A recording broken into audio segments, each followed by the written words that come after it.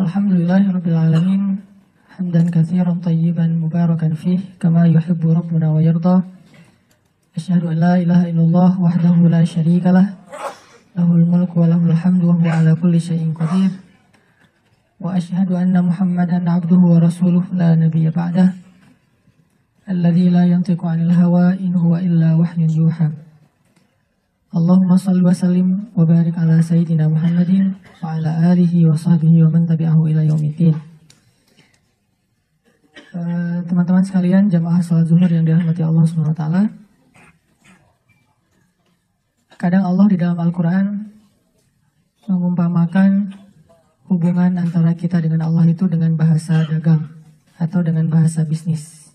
Dan kenapa Allah menggunakan analogi dagang atau bisnis dalam hubungan hamba kepadanya? Karena Allah Subhanahu wa taala Maha Kaya.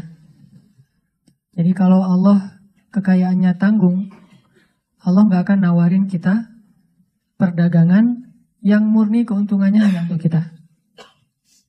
Salah satu ayat perdagangan di dalam Al-Quran tentang kita dengan Allah itu misalnya surat As-Saff, ya ayyuhalladzina amanu hal adullukum ala tijaratin tunjikum min adzabin alim.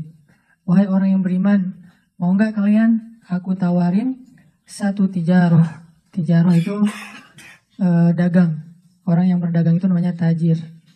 Terus jadi bahasa Indonesia tajir, kaya raya. Dalam bahasa Arabnya tajir itu artinya pedagang. Jadi dagang sayur juga tajir. Kerjanya apa? Tajir. Padahal jualan hal yang sepele. Kayak di Arab jualan siwak gitu. Itu namanya tajir siwak. Jadi dia kaya raya gara-gara siwak. Ini tijarah. Tunjikum min azabin alim. Perniagaan yang bisa menyelamatkan kalian dari azab yang sangat menyakitkan, yaitu azab di neraka. Sehingga karena Allah menggunakan bahasa dagang dengan hambanya, dan Allah itu ghaniyun, syakurun, terus raufun, rahimun, wasi'un, apalagi karimun, jawadun, banyak sifat-sifat dan nama-nama Allah yang mulia yang ada hubungannya dengan tijarah, dengan tawaran berdagang. Dan semua nama itu harusnya jadi semacam motivasi dan jaminan buat kita bahwa kalau berdagang dengan Allah itu nggak bakalan rugi. Pertama, Allah itu ghaniyun, yang maha kaya. Jadi nggak akan mungkin kita ditunda-tunda bayarannya karena uangnya belum cair. Karena ternyata dananya nggak bisa diambil misalnya, atau dananya mandek dan segala macam. Nggak mungkin, karena Allah ghaniyun. Jadi hartanya itu nggak tanggung. Kalau kita berdagang atau berakad dengan makhluk, ada kemungkinan kita akan sedikit dikecewakan atau bahkan sangat kecewa karena bukan hanya dia orang yang jahat. Kadang dia orang baik juga bisa ngecewain kita.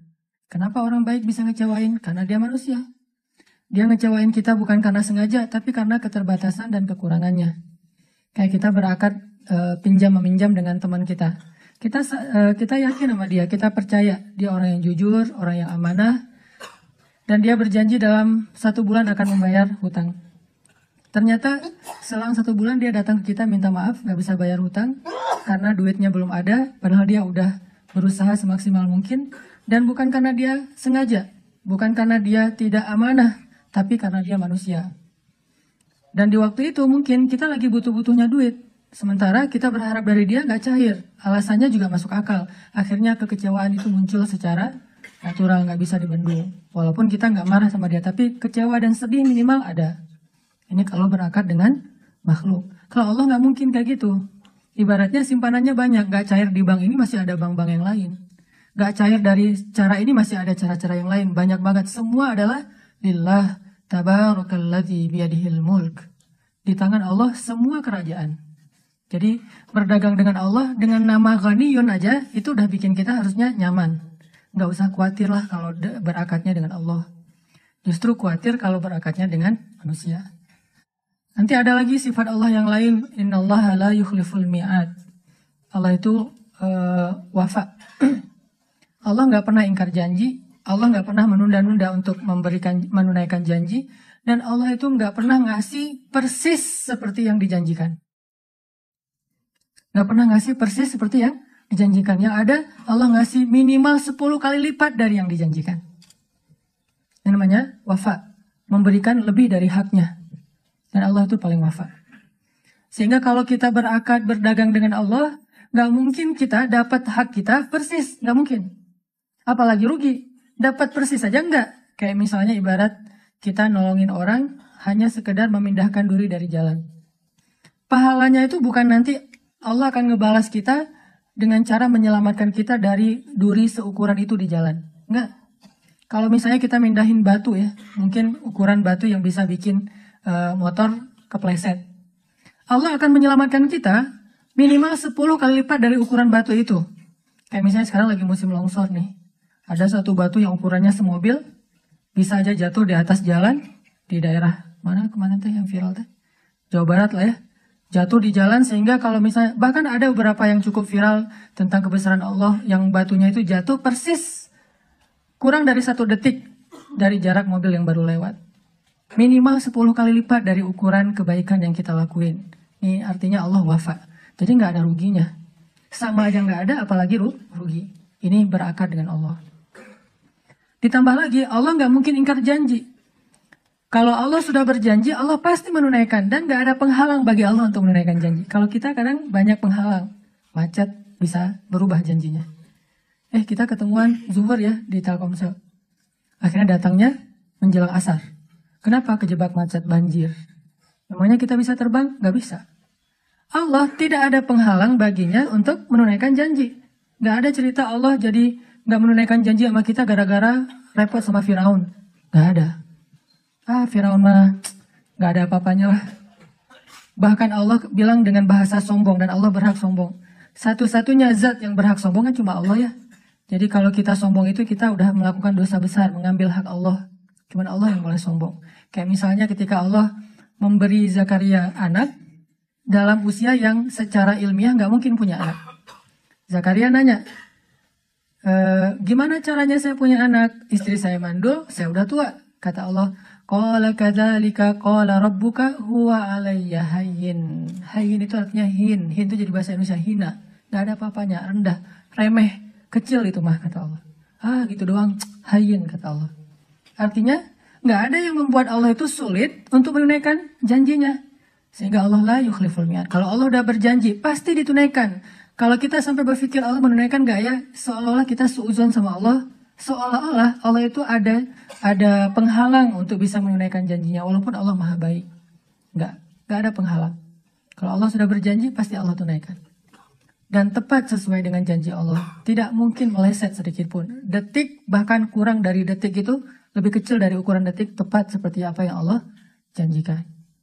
Banyak lagi nanti syakur. Arti syakur tuh Allah maha menghargai. Gak mungkin ada kebaikan kita terus Allah bilang gitu aja minta diapresiasi. Emang saya gak pernah buat baik sama kamu. Allah gak pernah kayak gitu. Walaupun Allah maha baik dan terus memberikan kebaikan dalam hidup kita, gak pernah Allah misalnya ketika kita ngelakuin satu kebaikan terus Allah bilang kan udah dibalas kemarin, kan udah dibayar kemarin dengan kesehatan, dengan nafas, dengan segala macam. Enggak, tetap aja dibalas. Padahal kebaikan-kebaikan kita seumur hidup bahkan mungkin gak bisa membayar satu hela nafas kita sekalipun. Tapi Allah gak ngitung kayak gitu. Allah gak ngitung kebaikannya kepada kita. Dan emang kita juga gak disuruh berhitung. Karena gak akan sanggup ngitung. Wa in ta'udu ni'matallah la tuhsuha. Kalau kalian pengen ngitung nikmat Allah, kalian gak akan sanggup. Yang Allah minta dari kita itu bukan menghitung, tapi mensyukuri. Dan kalau kita bersyukur, bukan udah memang sepantasnya kalian bersyukur. Enggak. La in syakartum la azidannakum. Ditambah lagi tuh syakur. Syukur aja ditambah. Beramal soleh ditambah. Jadi kayak Allah tuh memang seneng ngasih gitu. Seneng ngasih. Cuman Allah pengen lihat kita pantas gak diberikan. Ada sedikit aja kepantasan pada diri kita, dikasih lebih dari apa yang kita pantas mendapatkannya. Jadi ibarat makanan, Allah tuh udah sediain segala macam. Kita tuh cuma disuruh ngambil sendok terus makan sendiri. Kadang-kadang itu juga disuapin, cuma disuruh buka mulut doang gitu.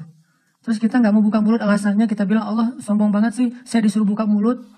Kenapa nggak dikenyangin aja? Masih banyak meminta, padahal udah disiapin, udah dimasak, udah dihidangin, disuapin. Tugas kita cuma buka mulut. Sesederhana itulah kita mendapatkan nikmat Allah. Kita hanya ikhtiar sedikit, tapi dapatnya banyak luar biasa. Kadang-kadang ikhtiar yang sedikit ini bikin kita komplain. Bikin kita nuduh Allah dengan tuduhan-tuduhan yang nggak pantas. Ini artinya, teman-teman yang dirahmati Allah, paling aman itu kalau berakar dengan Allah. Paling aman udah. Cuman kalau kita banding-bandingin nih ya, biar lebih fair, kenyataannya kita agak-agak nggak fair sama Allah. Contoh nih, kalau kita bandingin akad kita dengan Allah dan akad kita dengan makhluk.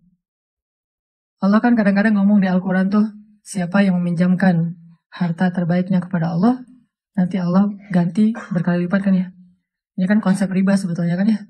Karena Allah itu emang mengharamkan riba kalau kepada sesama makhluk.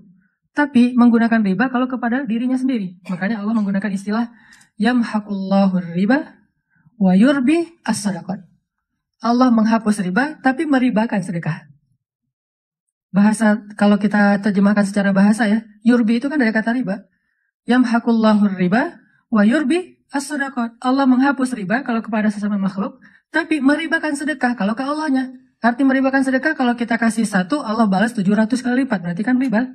Tapi kalau dengan Allah nggak masalah. Kenapa? Allah nggak akan terzolimi oleh riba kita. Orang Allah maha kaya.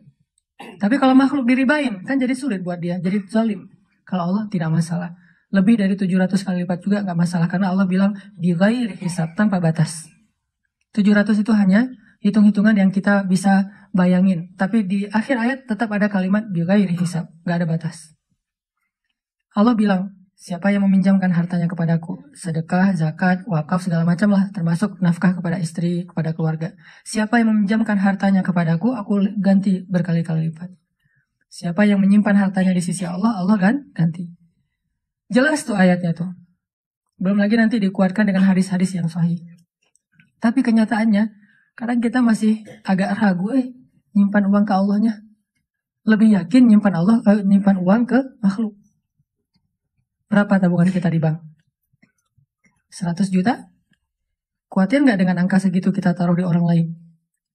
Nggak khawatir. Kenapa? Itu bank. Itu jelas pertanggungjawabannya. Itu nggak mungkin akan dirugikan. Bahkan yang ada bertambah. Mau itu konvensional, mau itu juga syariah. Yang jelas naruh uang di situ kita yakin banget ratusan juta. Tapi naruh uang di Allah, zakat, sedekah yang jauh lebih kecil dari itu kadang mikir. Berkurang, ini nggak fair nih. Ini artinya kita sebetulnya nggak yakin-yakin amat bahwa Allah itu maha baik, maha memberikan berkali lipat, maha menunaikan janji. Nggak yakin-yakin amat. Walaupun lisan kita terus mengatakan sadaqallahul azim, sadaqallahul azim. Kan kalimat sadaqallahul azim itu kalimat tasdik ya, kalimat pembenaran.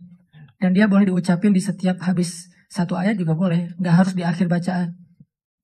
Walaupun kebiasaan di Indonesia mah sadaqallahul azim itu penutup bacaan kan.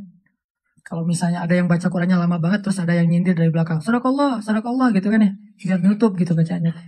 Padahal sadaqallah itu artinya maha benar Allah kan dia membenarkan, tasdik. Dan orang yang selalu mentasdik itu namanya siddiq, seperti Abu Bakar as-Siddiq. Bisa aja kita bilang alif lam mim, Allahu alam wa sadaqallah. Dzalikal kitabul la raiba fi, sadaqallah. Hudal lil muttaqin, sadaqallah bisa aja, walaupun nggak harus selalu dengan lisan, tapi dalam hati juga boleh. Yang jelas, kita selalu bilang dengan lisan kita sadaqallah, tapi kenyataannya kita nggak bisa bohong lah. Di hati kita tuh sebetulnya nggak yakin-yakin amat bahwa Allah itu maha benar. Ini yang kita perlu bangun. Makanya buat saya, belajar mengenal Allah, belajar akidah itu bukan belajar teori tentang Allah. Rububiyah, uluhiyah, asma, sifat itu wawasan lah. Dan itu dipelajari oleh para ulama. Tapi yang paling inti belajar akidah itu adalah belajar yakin sama Allah. Kadang kita nggak tahu istilah rububiyah, tapi yakin banget sama Allah yang maha memelihara. Kita nggak tahu istilah uluhiyah, tapi kita muwahhid banget ke Allah, nggak pernah menyekutukannya. Kadang kita nggak hafal semua asma dan sifat-sifat Allah Subhanahu Wa Taala, tapi kita selalu yakin dengan janji-janji Allah. Itu orang yang sudah berakidah dengan baik. Tapi ada orang yang rububiyahnya paling ahli, bahkan dia menulis buku tebal, doktor di bidang rububiyah, doktor di bidang uluhiyah, doktor dalam asma dan sifat. Wawasannya banyak, sehingga di Arab itu ada istilah maklamah. Maklamah itu kita terjebak di era banyak teori. Bilal itu nggak terlalu ngerti istilah-istilah rububiyah, uluhiyah, asma dan sifat. Bahkan istilah akidah itu bukan istilah Al-Quran dan hadis. Istilah akidah itu istilah para ulama. Makanya di Al-Azhar itu kita mempelajari bab mata kuliah, salah satunya tentang tajdidul mustalahat. Pembaharuan istilah sejarah, pembaharuan istilah yang ada di Al-Quran, yang ada di hadis, istilah yang dari ulama, istilah yang datangnya kemudian, istilah yang kekinian, termasuk kayak kita ikhtilat. Bagi sebagian orang menganggap istilah ikhtilat ini istilah yang paling baku kan ya. Padahal tidak ada istilah ikhtilat di dalam Al-Quran dan hadis. Yang ada adalah istilah hijab misalnya. Tetapi tetap nilainya ada. Akidah tidak ada di Al-Quran dan hadis. Yang ada rububiyahnya, Rabbal Alamin, Rabbin Nas, dan seterusnya, uluhiyah, dan seterusnya. Tapi istilah akidah nggak ada. Artinya, sahabat itu nggak ngerti wawasan tentang akidah secara luas seperti yang kita pelajari. Di semua talim tuh ada pembahasan akidah. Sampai ada talim khusus bab akidah, dibedah banyak buku. Sahabat nggak sedalam itu sebagian mereka. Hanya beberapa sahabat yang memang fakih dalam agama. Tapi banyak juga sahabat yang pas-pasan urusan agamanya. Cuman, buat mereka ilmu itu di hati, bukan di pikiran. Sehingga ilmu itu menambah iman, menambah rasa takut kepada Allah. Makanya Allah berfirman, innama yakhsyallaha min ibadihi al-ulama. Sesungguhnya yang takut itu kan sifatnya di sini. Takut itu perasaan, bukan pikiran. Maka yang takut kepada Allah itu orang yang berilmu. Berarti ilmu itu harusnya melahirkan rasa takut, melahirkan rasa yakin, melahirkan ya rasa berserah diri, melahirkan rasa percaya. Ini berarti ilmu. Makanya teman-teman yang dirahmati Allah, coba kita istafti qalbak, kata Nabi. Istafti qalbak, tanya ke hati masing-masing. Kira-kira kita udah berakidah belum? Kira-kira kita layak nggak disebut orang yang beriman? Salah satunya, gimana kita yakin kepada Allah dalam akad-akad hidup, dalam transaksi-transaksi kehidupan. Cara mengukurnya gampang, bandingin aja dengan manusia. Padahal kan kita bilang, la syarikalah, kemudian kita bilang, inna sholati wa nusuki wa mahyaya wa mamati lillahi rabbil alamin. Iya karena berdua, iya karena saya. Banyak kan kata-kata Allah yang paling lah pokoknya. Tapi kenyataannya, yang contoh tadi aja, kita begitu tenang, nyaman, yakin menyimpan harta kita kepada makhluk dalam sebuah lembaga, bank atau apapun, tapi kita agak-agak ragu nyimpan uang ke Allah dalam bentuk sedekah, zakat, dan seterusnya. Padahal Allah nggak pernah minta 100% loh. Kalau kita mau ngasih 100% juga ada syaratnya. Nggak mentang-mentang ada cerita Abu Bakar ngasih seluruh hartanya, terus kita mewajibkan semua orang kayak Abu Bakar. Nggak. Banyak syarat. Abu Bakar udah memenuhi syarat itu. Salah satu syaratnya keluarganya ridho. Karena kalau keluarganya nggak ridho berarti zalim kan? Ada seorang sahabat pengen nyedekahin semua hartanya sebelum dia wafat. Kata Nabi, kamu punya anak? Punya. Kalau gitu jangan semuanya. Setengah boleh nggak Nabi? Kebanyakan. Sepertiga? Itu juga sih sebetulnya kebanyakan. Ya udah nggak apa-apa deh. Maksimal sepertiga. Karena ada 2/3 hak orang lain, keluarga dan seterusnya. Tapi kalau keluarga udah pada ridho kayak Abu Bakar, istrinya juga Asma bintu Umais, tahu sendiri Asma bintu Umais kayak gimana orangnya. Dikurangin gaji presiden aja dia gitu, kan dia kumpulin sisa-sisa receh dari gaji Abu Bakar biar bisa akhir bulan.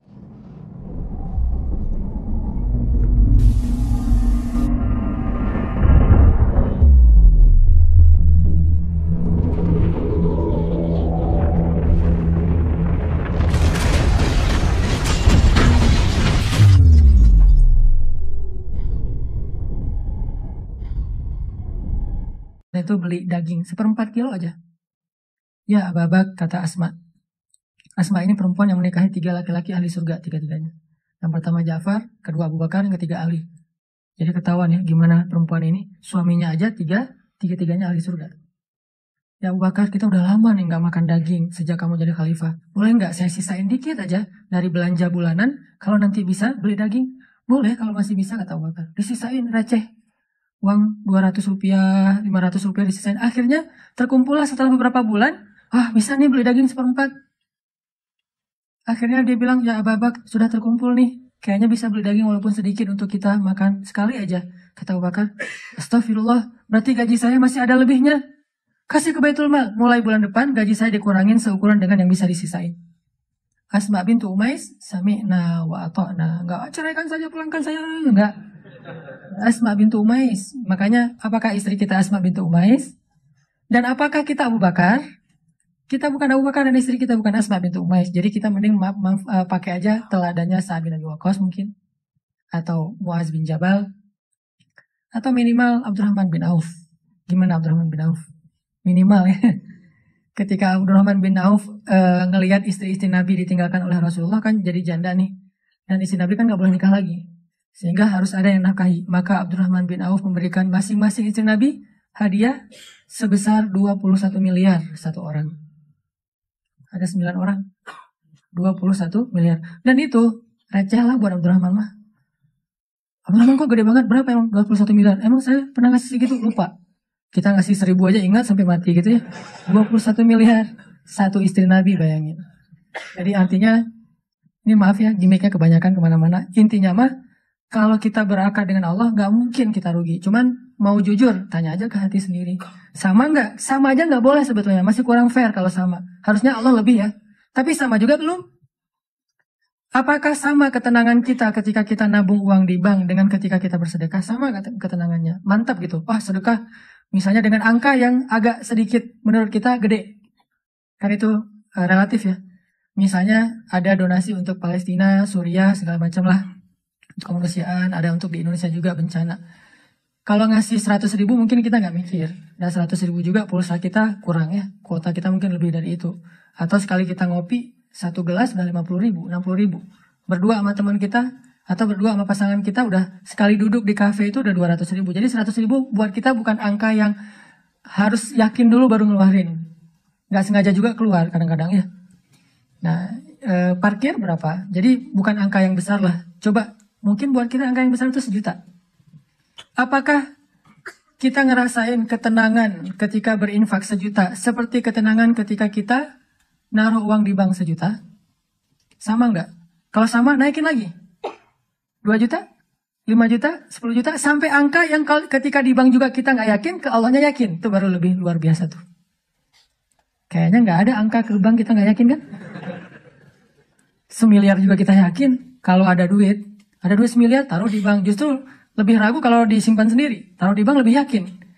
Berarti harusnya walaupun Allah nggak akan minta segede itu, kita nggak perlu ragu untuk berinfak di jalan Allah. Udah ngasih aja. Kalau saya punya hashtag lah ya, yang saya coba belajar ngamalin sedikit-sedikit untuk sendiri. Sedekah sesering belanja. Sedekah sesering belanja. Terutama belanja yang bukan kebutuhan pokok. Mungkin kebutuhan pokok kita sebulan sekali belanja di supermarket 1,5 juta misalnya. Sisanya kita kan masih sering belanja tuh, ngafe, belanja baju, apa segala macam. Apalagi kalau lagi keluar kota, dinas, pulang-pulang pasti minimal belanjanya 500 ribu. Kalau nggak 1 juta. Saya punya hashtag sedekah sesering belanja. Kalau saya belanja 1 juta, saya harus sedekah minimal 300 ribu, sepertiganya. Ini buat sendiri, bukan fatwa ya, bukan hukum fikih. Motivasi nih, motivasi buat sendiri. Karena nggak boleh memfatwakan lebih dari standar fikih kan. Tapi kan boleh memotivasi lebih dari standar fikih. Makanya beda bahasa fadhailul amal dengan bahasa fatwa fikih. Fatwa fikih. Kalau ditanya fikihnya, ya sedekah semampunya. Yang lebih atau yang bahkan yang receh kalau bahasa kasarnya. Tapi kalau motivasi, coba sepertiga deh. Berarti kalau kita belanja 1 juta, budget kita 1.300.000. Begitu selesai belanja 1 juta, langsung saya udah save rekening sosial atau rekening kemanusiaan, transfer. Karena kalau transfer nggak berasa ya. Lebih enak gitu. Kalau uang kertas kan, aduh tebal Kalau transfer tinggal ketik, kirim. Ujung-ujungnya lama-lama, oh, kenapa tinggal segini saldonya gitu. Pokoknya biasain kayak gitu. Jadi kita, sisi positifnya apa? Pertama, kan tujuan bersedekah itu salah satu goals dari sedekah itu apa? Menghilangkan rasa kikir kan. Salah satu goals dari sedekah itu menghilangkan rasa kikir. Jadi ukuran sedekah yang afdol itu adalah ukuran yang bisa membuang rasa kikir di hati kita. Gimana membuang rasa kikir? Sampai kita ngerasa nggak sayang lagi dengan uang itu untuk diberikan kepada Allah. Itu berarti udah hilang rasa kikir. Sampai kita merasakan membantu orang lain itu lebih berharga daripada menyimpan atau menumpuk-numpuk harta. Udah hilang rasa kikir. Berarti kita harus belajar menghilangkannya dengan sedekah. 1. Kedua apa? Kita jadi perhitungan untuk belanja. 1 juta, 1.300.000. 2 juta, 2.600.000. 10 juta, 13 juta. Kan gitu kan ya? Jadi ngitung gitu. Apalagi buat ibu-ibu nanti nih. Ibu-ibu lah. Karena kadang-kadang kalau kan ada tutorial belanja ala Rasulullah kan. Salah satu tutorial belanja ala Rasulullah itu apa? Bawa barang sendiri. Nabi pernah lagi belanja di pasar, terus ditemenin sama Abu Hurairah kalau nggak salah. Pas Nabi beli apa gitu, Abu Hurairah pengen bawain barang Nabi. Kata Nabi, orang yang belanja membawa barangnya sendiri. Nanti baca tuh di Riyadhus Shalihin. Bab etika-etika gitu, termasuk etika berbelanja. Kenapa disuruh bawa barang sendiri? Biar ketahuan kalau dia udah belanja banyak. Bayangin yang bawanya suami, supir, kan gak ketahuan. Enteng aja kan, yang dibawa cuma kartu kredit doang atau kartu debit misalnya. Kan ringan tuh, begitu dia bawa sendiri rempong gitu kan. Oh udah banyak juga ya belanja saya. Makanya Nabi menyunahkan tutorialnya bawa belanjaan sendiri, jangan titipin ke orang lain. Jadi teman-teman yang dirahmati Allah SWT, di situ kita bisa ngukur, kita nih yakin gak sih sama Allah sebetulnya? Karena kalau kita gak terlalu yakin sama Allah, wajar kalau gitu kehidupan kita itu agak-agak banyak tersendat. Soalnya kenapa? Aku tergantung prasangka hambaku kepadaku. Ya kita sendiri yang jadi jawabannya. Gimana kita yakin sama Allah, kayak gitulah Allah ngasih ke kita. Saya sering membuktikan hal kayak gitu, agak sedikit spekulasi tapi ke Allah. Jangan spekulasi ke makhluk. Kalau mau spekulasi, dalam tanda petik gambling, coba gambling ke Allah. Arti gambling ke Allah, lakukan sesuatu yang beresiko, tetapi yang diridhoi Allah ya. Karena kalau beresiko nggak diridhoi Allah kan bahaya. Nggak ada akad berarti dengan Allah. Sesuatu yang beresiko tapi diridhoi Allah. Saya pernah ngebuktiin itu berkali-kali. Menikah. Kok beresiko Ustaz? Gak punya modal nikahnya. Kan standar pertanyaan paling mainstream tuh kalau mau nikah apa? Dari calon mertua. Kerjanya apa gitu kan ya? Paling mainstream tuh. Kalau saya ditanya kerjanya apa? Belum punya pekerjaan. Terus gimana ngasih makan? Allah yang ngasih makan. Tapi pede jawabnya. Sampai mertua juga. Belum lagi ngeluarin dalil ya. Kan Ustadz lah ya. Banyak dalil. Ayat, hadis. Banyak lah udah saya kumpulin bisa jadi satu buku tuh. Khusus ayat dan hadis untuk melamar. Mudah-mudahan nanti bisa di-share ayat dan hadis bahan untuk melamar, nembak calon mertua lah. Pak, itu ada tuh hadis ya. Cuman saya agak-agak ragu nih bunyinya kayak gimana tuh, kurang lebih sih yang pernah saya dengar dari Ustadz. Nih hadis sahih loh Pak. Kalau datang seorang pemuda yang baik akhlaknya gitu kan ya. Jangan ditolak. Itu saya pernah dengar. Pernah sih. Nah gimana Pak? Saya beres langsung urusan. Masa dia mau nolak hadis kan ya? Ingkar sunnah tuh udah jadinya bahaya. Duh jangan pakai hadis deh dan segala macam. Gak mungkin dia ngomong kayak gitu. Nikah tuh gak punya modal tapi ya bismillah aja lah. Gambling kan. Masa saya mau taat kepada Allah dibiarin telantar kan gak mungkin. Kan menikah itu untuk taat kepada Allah kan. Wah hawa nafsu. Emang hawa nafsu. Masa nikah gak pakai hawa nafsu? Ini ada yang keliru nih di masyarakat kita. Katanya gak boleh menikah karena hawa nafsu. Bukankah nikah itu adalah solusi buat hawa nafsu? Lo nikah tuh nggak karena Allah tuh, karena nafsu. Nggak berbenturan dua hal ini. Tapi kalau dia menikah karena hawa nafsu dan ingin menghalalkan dengan terhormat hawa nafsu itu namanya karena Allah. Nggak ada cerita karena Allah berarti nggak melibatkan hawa nafsu. Nggak kayak gitu sih bahasanya. Sama kayak kita kerja nih. Lo kerja karena pengen gaji itu bukan karena Allah. Pengen gaji dan karena Allah itu nggak berbenturan. Kenapa kita pengen gaji? Karena kita pengen mendapatkan rezeki yang halal dan menafkahi keluarga. Dan itu semuanya karena Allah. Jadi nggak dibilang, gue jangan mengharapkan gaji, harapkan pahala. Pahala itu salah satunya gaji. Karena pahala dalam bahasa Arab nggak ada pahala, yang ada al-jaza, al-ajru. Al-jaza itu artinya balasan, al-ajru itu artinya upah. Upah itu bisa dalam bentuk kesehatan, bisa dalam bentuk materi uang, bisa dalam bentuk kebaikan di akhirat, bisa dalam bentuk terhindar dari api neraka, dan seterusnya. Itu al-jaza, al-ajru. Termasuk mendapatkan hak kita dalam sebuah pekerjaan. Nggak masalah mengharapkan, saya kerja di Telkomsel, kenapa? Gajinya gede. Nggak apa-apa. Selama yang kita dapatkan itu halal. Tapi kalau yang kita kejar gaji gede dan syubhat, apalagi haram, itu bukan karena Allah. Termasuk menikah. Menyalurkan, kenapa kamu menikah? Karena saya pengen menyalurkan kebutuhan biologis saya secara halal. Wah, nggak karena Allah nih, nafsu nih. Emang nafsu, emang kenapa? Bukankah Allah mengatakan litas kunu ilaiha? Apa arti litas kunu ilaiha? Supaya tenang, supaya jadi nyaman, gejolak di dalam diri kalian dengan cara kepadanya. Itu bahasa. Dan di Al-Mu'minun juga dikatakan, walladzina hum li furujihim hafizun. Kalau nggak bisa hafizun, maka dia salurkan. Gimana cara nyalurinnya? 2. Illa ala azwajihim. Yang kedua nggak usah dibahas. Yang satu aja. Illa ala azwajihim, kepada istri mereka. Bukan istri mereka, istri-istri mereka. Illa ala azwajihim. Kalau dia menyalurkan dengan cara yang lain selain yang dibolehkan kayak gitu, kata Allah, faulaika humul adun. Dan Allah gak suka kepada orang yang melampaui batas. Jadi menikah karena Allah, karena saya ingin menyalurkan kebutuhan biologis secara halal misalnya. Makanya mencari yang sesuai dengan kriteria masing-masing. Kalau misalnya ada yang kriterianya harus yang Arab, cari aja Syarifah, Habaib apa. Kalau Habib perempuannya Syarifah kan ya. Atau saya pengen yang Oriental, pergi aja ke Korea lah atau ke Jepang. Saya pengen yang misalnya etnik, nah, bisa di Indonesia misalnya. Ini masalah, nggak masalah. Bukankah Nabi justru mengatakan memilih perempuan itu yang pertama justru fisiknya? Walaupun yang paling berharga bukan fisik, tapi tetap ditaruh yang paling depan. Karena itu yang ketahuan duluan kan. Kita nggak mungkin tahu kesolehannya langsung ketika awal ketemu, ini soleha banget nih, belum tentu. Ketika udah kenal dekat baru tahu ternyata dia rajin tahajud, rajin tilawah. Walaupun kadang-kadang kita ngelihat dia di Instagram postingan terakhir tilawah, alhamdulillah 1 juz hari ini misalnya. Bisa kayak gitu. Tapi rata-rata yang pertama dilihat fisiknya kan ya. Walaupun fisik banyak menipu sih, hasil editan segala macam. Pas ngeliat orangnya, hah? Lebih cantik dari di Instagram, cie. Dia salah ngedit. Ini artinya teman-teman, kalau menikah itu karena Allah, kenapa takut? Bukankah Allah sendiri berjanji kalau mereka fuqara, apa arti fuqara? Nggak punya apa-apa. Kalau miskin masih punya apa-apa, cuma dikit. Kalau fuqara nggak punya apapun. Allah yang yughniyahumullah. Allah yang akan mencukupkan kebutuhan mereka. Oh, Allah yang cukupin. Ya udah selesai. Nikah, datang. Yuk nikah yuk. Nggak gitu sih caranya. Terlalu polos kayak gitu mah pasti ditolak lah. Adalah trik-triknya pasti teman-teman udah mempraktekkan. Kalau nggak pasti berstatus masih jomblo ya. Jomblo itu kurang kreatif menurut saya. Kalau yang udah nikah pasti kreatif banget. Tahu banget cara-caranya gimana ya. Alhamdulillah berhasil.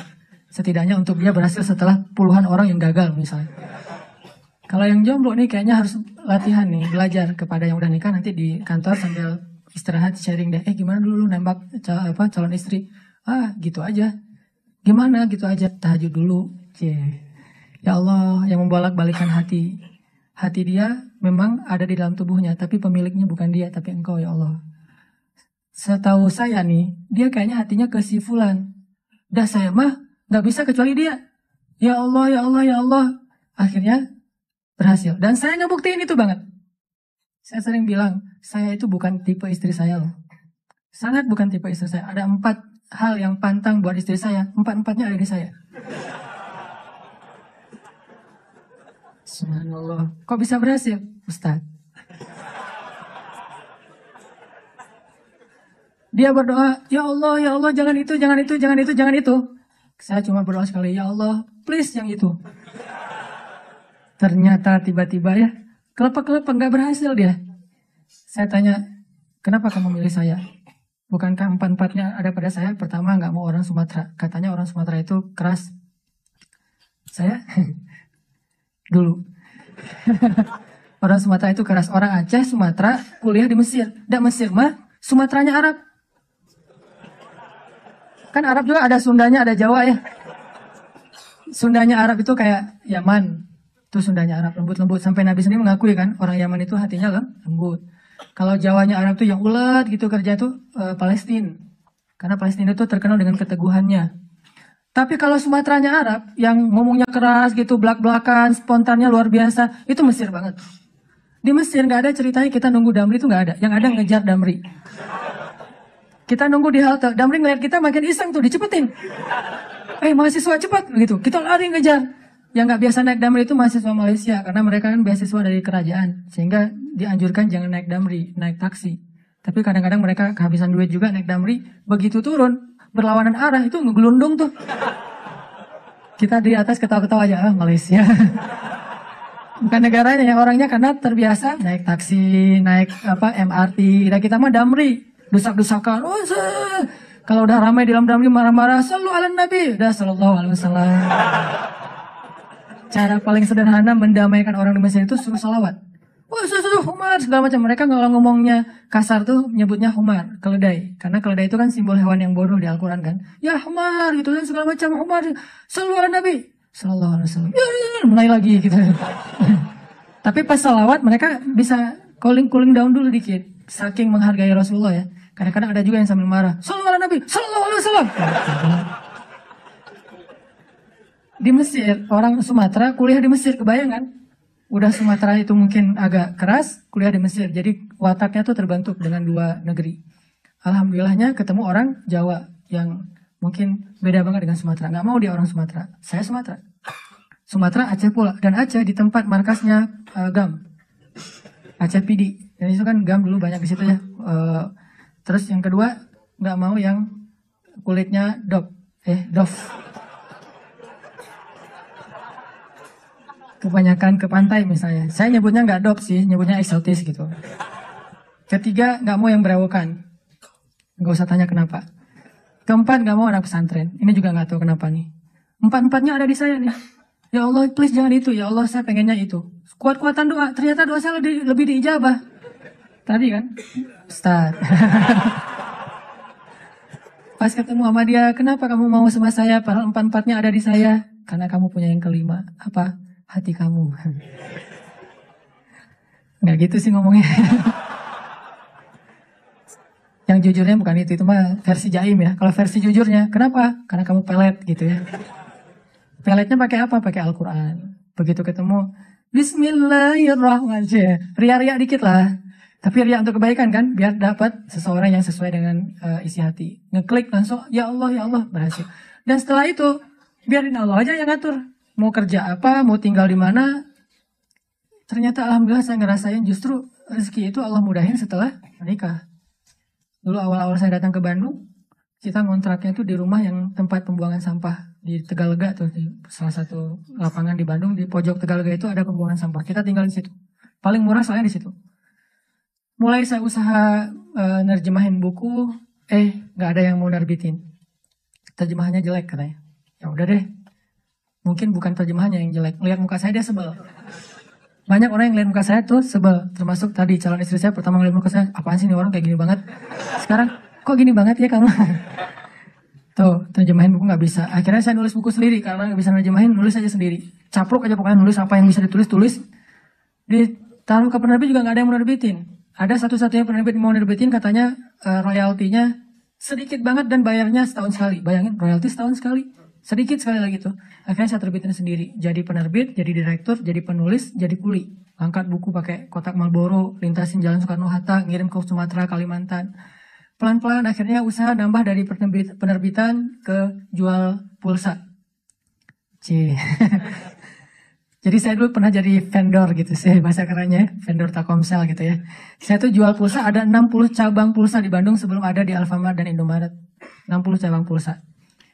Terus nambah lagi ke jual beli mobil second, beli jual dikira orang kaya banget padahal gonta-ganti aja karena emang dijual.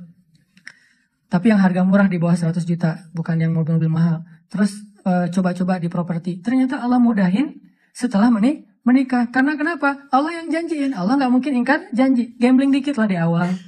Tapi di tengah dan di akhir kita akan melihat banget gimana Allah nunjukin kebenaran janji-janjinya. Tapi kalau kita nggak berani gambling sama Allah, ya Allah pasti akan nunjukin ke kita yang terbayangkan oleh kita. Saya sering bilang, nasib kita itu tergantung iman. Kalau kita pengen kehidupan kita amazing, kita harus punya iman yang amazing. Kalau kita pengen dapat lebih banyak miracle dalam hidup kita, surprise, berarti iman kita itu harus miracle. Kalau iman kita ilmiah, kita hanya akan mendapatkan kehidupan yang ilmiah, sesuai dengan hitung-hitungan kita. Kalau kayak gini, 1 tambah 1, 2. Kalau kita pengen hidup kita banyak kejutan, 1 tambah 1, 10, berarti kita harus punya keimanan yang amazing, miracle, ajaib kayak gitu. Aku tergantung prasangka hambaku kepadaku. Dan salah satu cara nguji iman, gambling aja sama Allah. Saya berangkat ke Mesir gambling, gak bawa uang sama sekali. Tapi alhamdulillah di Mesir, Allah kasih rezeki yang luar biasa. Bahkan bisa ngirimin buat adik-adik di Aceh, karena ibu saya kalau telepon ibu, mak butuh apa? Adik-adik belum bayar sekolah, kirimin bayar sekolah. Mak butuh apa? Ini mau bulan puasa, di rumah gak ada kulkas, masa beli es terus di tetangga. Berapa kulkas? 1 aja gak usah banyak-banyak, beli kulkas. Alhamdulillah bisa ngirim gitu. Mak butuh apa lagi? Nih kamu kalau telepon mak harus gak enak ke tetangga. Selalu nelfonnya ke rumah tetangga kan. Pasang telepon yang di rumah nanti kamu bayar ya bulanannya. Siap, kirimin. Pokoknya alhamdulillah kehidupan di rumah kita juga jadi terangkat sejak ke Mesir. Padahal pergi ke Mesir gak punya modal. Modalnya apa? Allah di Indonesia dengan Allah di Mesir itu sama. Itu aja modalnya. Kalau di Indonesia saya bisa makan, kenapa di Mesir enggak? Orang Allahnya sama. Yang ngasih makan kan sama. Kecuali Allahnya beda. Berarti pendaftaran dulu, ngisi form visa dulu, segala macam kan repot kan. Tapi Allahnya sama. Jadi yang ngasih saya makan di Indonesia Allah yang itu, yang ngasih saya makan di Mesir juga Allah yang sama. Jadi nggak ada yang berubah kecuali tempatnya doang. Sumbernya sama, gambling. Akhirnya Allah mudahkan. Berangkat nggak ada beasiswa. Tapi sampai di sana dapat 3 beasiswa. Dan ternyata mudah banget. Pertama kayaknya salah satu yang paling cepat dapat beasiswa di Mesir itu saya tuh. Biasanya kalau dari Indonesia nggak dapat beasiswa, terjun bebas, sampai di Mesir tuh harus lulus ujian pertama dulu nih, baru dapat beasiswa. Minimal 6 bulan. Saya kurang dari 1 bulan dapat beasiswa. Datang, seminggu pertama ditampung sama teman-teman yang sleting, langsung lamar beasiswa dulu ke beberapa lembaga. Mesir itu negara yang menengah, bukan negara kaya, tapi memberi beasiswa ke ratusan ribu mahasiswa asing. Negaranya tuh bukan kayak Kuwait, kayak Emirat, kayak Dubai, bukan. Negara biasa banget, lebih lemah dari Indonesia secara ekonominya. Tapi ngasih beasiswanya luar biasa ke mahasiswa asing, ratusan ribu, terutama Afrika. Nah akhirnya saya coba tes beasiswa, ditanya dari mana, Indonesia, bisa ngaji nggak? Karena dipikir orang Indonesia nggak bisa ngaji. Saya bilang dikit-dikit, biar nggak ngasih yang susah-susah gitu ya. Dikit-dikit saya bilang, oh ya udah, coba baca surat apa? Al-Fatihah aja deh. Ya, Al-Fatihah mah insya Allah lah ya. Al-Fatihah baca, saya pakai irama Al-Ghamidi. Bismillahirrahmanirrahim. Alhamdulillahi Rabbil Alamin. Dia nangis. Wah baper Yang ngetesnya nangis. Masya Allah, orang Indonesia bisa ngaji. Ceplok langsung, beasiswa. Oh, mudah gening dapat beasiswa. Saya datang lagi ke lembaga yang lain. Beasiswa, bisa ngaji? Dikit-dikit. Ya udah coba ngaji surat apa? Terserah. Al-Ikhlas boleh? Boleh, Al-Ikhlas. Al-Ikhlas, Al-Falaq, Al-Fatihah. Lulus, alhamdulillah ya. Ada itu mah insya Allah lulus. Dikirain orang Indonesia tuh kayak orang yang baru masuk Islam yang mungkin belajar Al-Quran juga baru gitu. Alhamdulillah saya udah sering ikut musabaqah dari kecil dan alhamdulillah sering juara nasional. Jadi ya, dikit-dikit bisa lah untuk bikin orang agak-agak baper, tahu trik-triknya. Akhirnya dia, apalagi Al-Fatihah, Al-Ikhlas kan. Alhamdulillah dapat beasiswa 3 langsung. Akhirnya saya punya rumah 3. 1 dekat Sungai Nil. Kalau lagi bete, di situ aja. Sekalian kalau ada apa-apa nanti nyemplung. Pernah diputusin, tawaf Sungai Nil. Masa lalu ya, nggak usah dibahas ya. Terus rumah satu lagi tuh di pelosok kampung di Mesir. Karena emang saya pengen dapat culture Mesirnya, pengen kenal dengan orang-orang Mesir asli. Di kampung banget tuh. Yang di sebelah rumah itu ada kandang keledai. Disitulah saya mengetahui makna hadis Nabi. Kalau kalian dengar suara anjing dan suara keledai, berarti ngelihat setan. Bertawuz lah kan ya. Suara keledai itu sering di sebelah rumah saya. Iyo. Saya tahu, dia nggak berhenti. Saya pergi, dia berhenti. Wah, bahaya gini. Ini setannya siapa gitu. Di rumahnya ada yang di kampung, terus satu lagi rumahnya di asrama mahasiswa. Alhamdulillah ternyata Allah mudahin banget tuh. Coba gambling. Gara-gara saya sering gambling kayak gitu, saya makin yakin aja nih. Kan kita ngelatih keimanan kita tuh dengan pengalaman ya. Salah satunya kayak Ibrahim bertanya ke Allah, wa idh qala Ibrahim rabbi arini kaifa tuhyil mauta. Qala awalam tu'min? Qala bala walakin liyatma'inna qalbi. Ya Allah, gimana cara engkau menghidupkan yang mati? Kata Allah, emangnya kamu gak beriman? Beriman ya Allah, cuma pengen nambah. Makin tenang hatinya, pengalaman. Makin berani, gambling ini, gambling itu, termasuk gambling ketika saya jadi guide di salah satu musim haji. Berangkat, nggak punya modal kecuali bayar visa sama tiket doang. $500 kalau haji dari Mesir, murah banget loh. $500 dan nggak ada kuota, nggak perlu nunggu sampai 10 tahun. Bulan ini daftar, bulan ini berangkat. Cuma $500. Tapi buat mahasiswa kan itu kadang-kadang gede ya. $500 minjam dulu sama teman. Pinjam dong $500 buat apa haji? Oh ya udah, pinjam. Nanti pulang haji dibayar, insya Allah. Berangkat nih. Sampai di Mekah, kerjanya ngapain? Nge-guidein jamaah-jamaah Indonesia yang mungkin butuh guide, butuh yang didorong, terutama dorongan lah. Jadi ojek. Cuma waktu itu nggak ada aplikasi sih.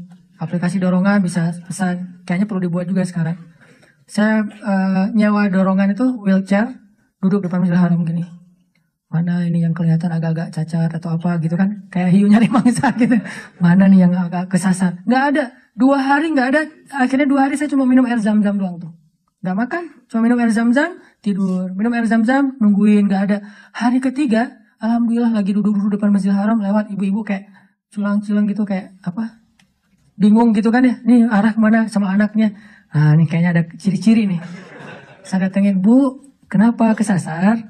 Iya nih nah saya kesasar, rumah saya tuh dari Jamaah Solo, maktab saya nggak tahu di daerah mana. Ibu nggak bawa identitas? Iya ketinggalan tadi tasnya pas buru-buru.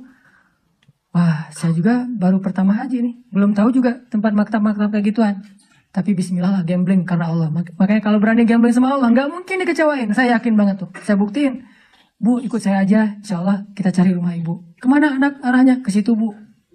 Nah, saya juga nggak tahu. Ikutin aja. Ibu itu ikutin, jalan. Bismillah, la haula. Kan kata Nabi, la haula wala quwata illa billah itu melahirkan keajaiban kan ya. Sampai ada sahabat yang baca la haula, tiba-tiba anaknya yang disandra, tiba-tiba lepas. Dan selamat. La haula wala quwata illa billah, la haula wala quwata illa billah. Jalan, gak lama kemudian, sekitar setengah jam jalan. Lumayan lama sih. Setengah jam, akhirnya ibu tuh bilang, Masya Allah itu maktabnya ibu, itu teman-temannya ibu. Sampai persis di depan maktabnya.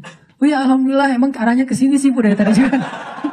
Maktabnya ibu nih. Akhirnya dia datang, pelukan sama teman-temannya, udah tunggu kemana aja dari pagi kita tungguin, kirain kesasar kemana. Ya saya kesasar, untung ditolong sama adek ini. Dari mana dek? Dari Al-Azhar Mesir. Oh ya Alhamdulillah bisa digayadin kita dong. Alhamdulillah insya Allah. Besok langsung janjian, jam sebelum subuh saya udah on time di depan maktab mereka. Datang, Alhamdulillah besoknya kita guiding, terus kalau ada pemotongan hewan kurban kita potongin, dapat rezeki dari Allah. Gak mungkin saya datang ke rumah Allah, pertama untuk ibadah, kedua untuk mencari rezeki. Bukan buat saya doang, buat keluarga yang ada di Aceh juga. Dan saya niatkan karena Allah, gak mungkin pulangnya tangan kosong.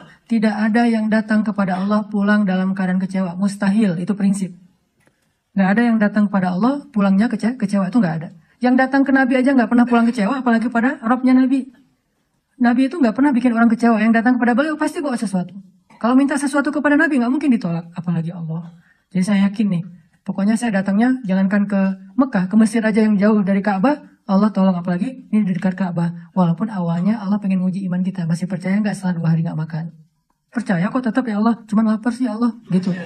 Curhat aja sama Allah, kan kita, Allah maha baik ya, jangan terlalu kaku lah sama Allah. Ya Allah, saya adalah, nggak usah gitulah. Ya Allah, saya lapar nih. Kan Musa gitu, pas lagi di bawah pohon di Madian. Ya Allah, saya lapar, sementara engkau dan saya fakir kepada kebaikan darimu. Langsung Allah beri, bukan cuma makan, sampai istri juga dikasih sama Allah. Akhirnya, pulang-pulang, Alhamdulillah bisa bayar hutang. Mak, butuh apa? Kirimin. Setiap tahun kayak gitu.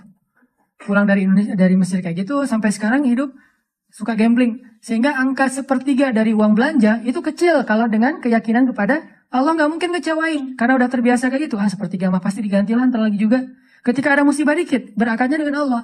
HP saya waktu itu harganya sekitar 1,5 juta, jatuh nih. Gara-gara buru-buru mau tahajud di masjid, jam 2 tahajud, jam 2 saya bangun. Kan udah telat nih, jadi panik, nyambar HP, jatuh. Layarnya retak, nggak bisa dipakai. Saat itu juga saya bilang, Allah, beri saya pahala dalam musibah ini, beri saya ganti yang lebih baik darinya. Tenang udah. Salat tahajud, subuh, pagi-pagi diganti dengan Note 5 yang waktu itu harganya masih 10 juta. Allah kasih cash dalam hitungan jam.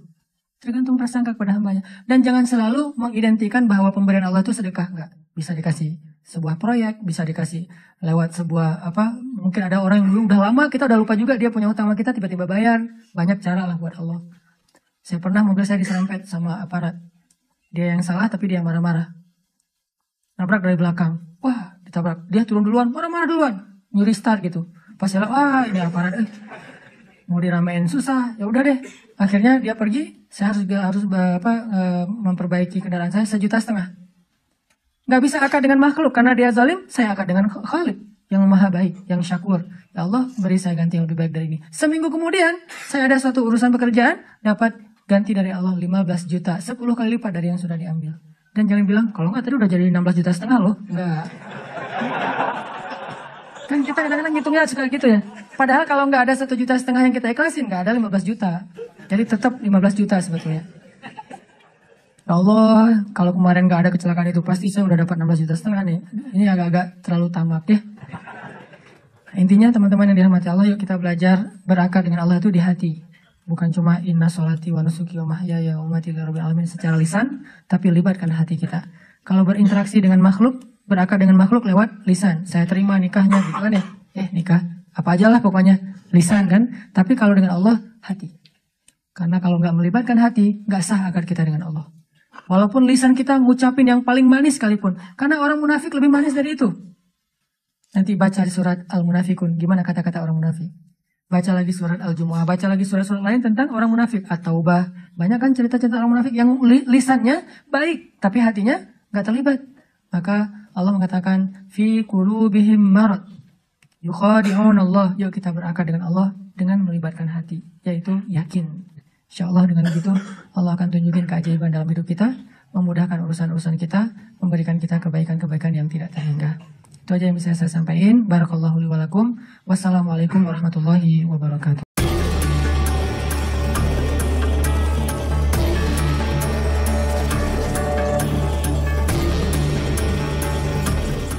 Seorang pedagang sukses di Arab pernah berkata, "Aku menjadi kaya hanya dengan menjual siwak." Orang-orang terkejut. Bagaimana mungkin benda sekecil itu bisa membuat seseorang tajir melintir? Namun, dia hanya tersenyum dan berkata, "Karena aku berdagang dengan Allah." Demikianlah, dalam Al-Quran, Allah sering menggambarkan hubungan dengan hambanya melalui bahasa bisnis. Mengapa? Karena Allah adalah Maha Kaya. Jika kita berdagang dengan manusia, ada risiko janji yang tertunda atau bahkan dikhianati. Tapi dengan Allah, transaksi ini tak pernah merugikan. Sebuah ayat di surah As-Saff menawarkan perniagaan yang menyelamatkan dari azab neraka. Artinya, siapa yang berinvestasi kepada Allah dengan amal dan kebaikan, pasti untung, bahkan lebih dari yang dijanjikan. Namun, banyak dari kita lebih percaya kepada lembaga keuangan daripada kepada Allah. Ketika kita menabung di bank, kita tenang, yakin uang kita aman. Tapi saat disuruh bersedekah, hati mulai ragu, takut kekurangan. Padahal, Allah telah berjanji akan mengganti berlipat ganda. Lihatlah bagaimana para sahabat bertransaksi dengan Allah. Abdurrahman bin Auf, seorang saudagar kaya, tanpa ragu memberikan 21 miliar kepada para istri Nabi sebagai bentuk penghormatan. Sementara itu, Abu Bakar bahkan rela memotong gajinya begitu tahu masih ada sisa uang untuk dirinya. Mereka yakin, harta yang diberikan kepada Allah tak akan sia-sia, justru menjadi investasi akhirat yang paling menguntungkan. Jadi, coba tanyakan pada hati kita sendiri, apakah kita sudah benar-benar yakin kepada Allah dalam setiap aspek kehidupan? Jika kita bisa dengan mudah mengeluarkan uang untuk keperluan duniawi, mengapa masih ragu untuk berinfak? Mulailah dengan prinsip sederhana, sedekah sesering kita belanja. Jika bisa mengeluarkan 1 juta untuk kebutuhan pribadi, maka tak ada salahnya menyisihkan sebagian untuk orang lain. Karena pada akhirnya, investasi terbaik bukanlah yang tersimpan di rekening bank, melainkan yang kita tanamkan untuk kehidupan setelah mati.